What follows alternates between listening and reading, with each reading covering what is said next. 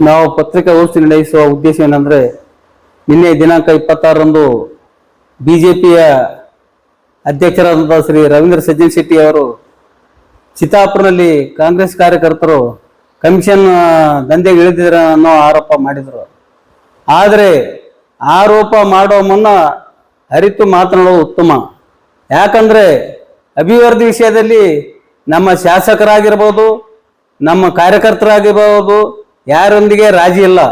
ಆದರೆ ಚಿತ್ತಾಪುರನಲ್ಲಿ ಅಭಿವೃದ್ಧಿ ತನ್ನದೇ ಆದಂತ ಇತಿಹಾಸ ಹೊಂದಿದೆ. 50 ವರ್ಷ ಆಗ್ಲಾರ್ದಂತ ಕಾರ್ಯ ಇವತ್ತು ನಮ್ಮ ಕ್ಷೇತ್ರದ ಜನಪ್ರಿಯ ಶಾಸಕರಾದಂತ ಶ್ರೀ ಪ್ರಿಯಾಂಕ್ ಖರ್ಗೆ ಅವರು ಮಾಡಿ ತೋರಿಸಿದ್ದಾರೆ.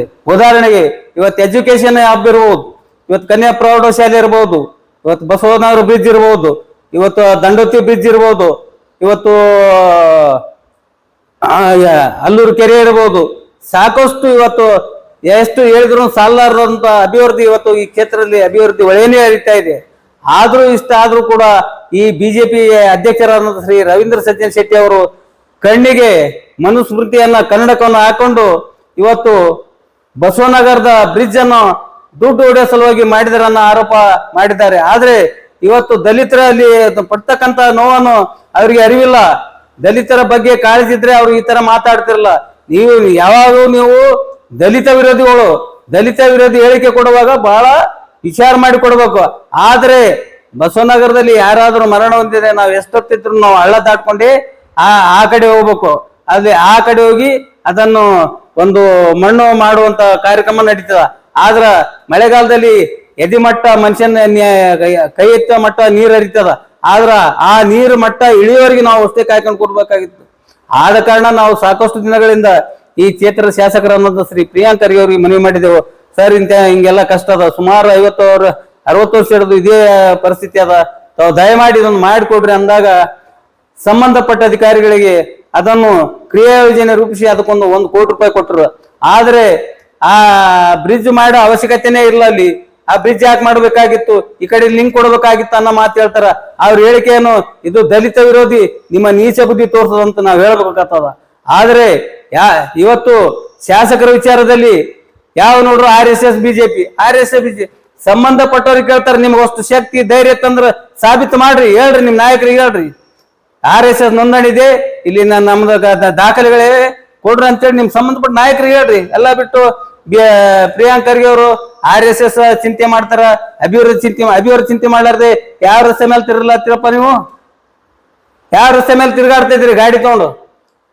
ಇವತ್ತು ಮೊನ್ನೆ SR ಸಭೆ ನಡೀತು ಕನ್ಯಾ ಪ್ರೌಢಶಾಲೆಯಲ್ಲಿ.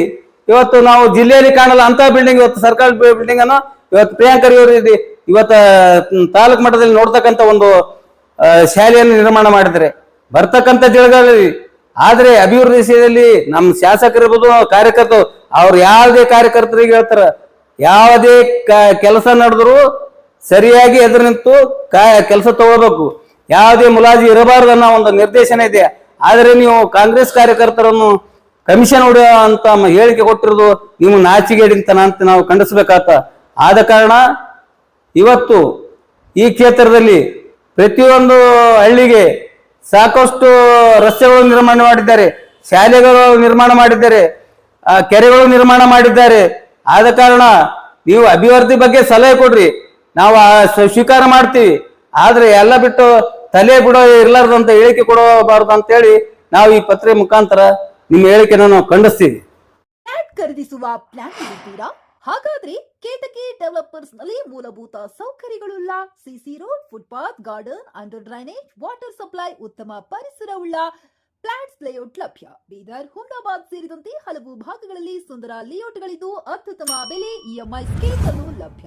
ಹಾಗಿದ್ರೆ ತಡೆಯಾಕೆ, ಹಿಂದೆ ಸಂಪರ್ಕಿಸಿ 7676474747 MD ಸಂಗಮೇಶ್ ಚಿದ್ರಿ, ಹುಮ್ನಾಬಾದ್. ಗ್ರಾಹಕರ ಸ್ಯಾಟಿಸ್ಫ್ಯಾಕ್ಷನ್ ನಲ್ಲಿ ನಂಬರ್ 1 ತೃಪ್ತಿಕರ ದೈಹಿಕವಾದ ಹುಮ್ನಾಬಾದ್ನ SV TVS ಶೋರೂಮ್ ನಿಮಗಾಗಿ ತರುತ್ತಿದೆ ಹೊಸ ಮಾಡೆಲ್ಗಳ ಹೊಸ ಬೈಕ್ಗಳು. ಇಲ್ಲಿ TVS ನ ಸ್ಪೇರ್ ಪಾರ್ಟ್ಸ್ ಹಾಗೂ ಸರ್ವಿಸ್ ಕೂಡ ಲಭ್ಯ. ಹಾಗಿದ್ರೆ ತಡೆಯಾಕೆ, ಹಿಂದೆ ಭೇಟಿ ನೀಡಿ, ನಾಗಲಕ್ಷ್ಮಿ ಧಾಬಾ ಹತ್ತಿರ, ಗುಲ್ಬರ್ಗಾ ರೋಡ್, ಹುಮ್ನಾಬಾದ್. ಹೆಚ್ಚಿನ ಮಾಹಿತಿಗಾಗಿ ಸಂಪರ್ಕಿಸಿ 8494951009.